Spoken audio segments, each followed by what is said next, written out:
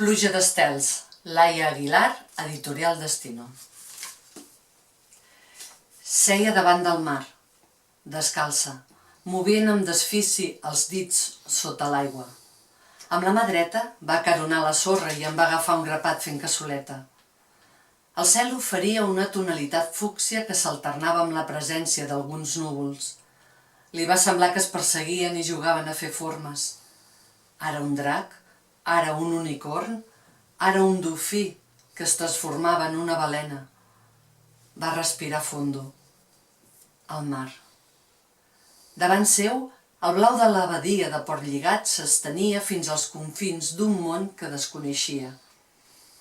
No podia assegurar si era aquí perquè el Nis li havia demanat o perquè ella mateixa s'hi havia deixat arrossegar.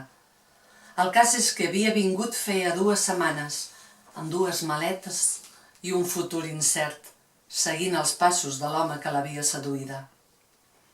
Allà serem feliços, Olívia, estarem bé, tu confia en mi, li havia repetit el Nis a cau d'orella. Va creuar el pati de bugambilles i es va expulsar els peus a l'estora. Un cop dins, va observar amb deteniment l'estança. Partícules i partícules de pols suraven a l'espai, formant petits remolins que es disseminaven per l'aire.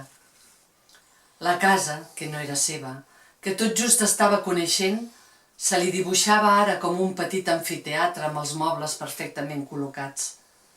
La taula de fusta de pi restaurada, el piano de cua majestàtic, el bagul antic ple de tovalloles i barrets de palla, el sofà amb coixins vermells on instal·lar-se a fer la migdiada, les parets plenes de fotografies fetes pel Nis, en blanc i negre, de nusos de pescador i barques.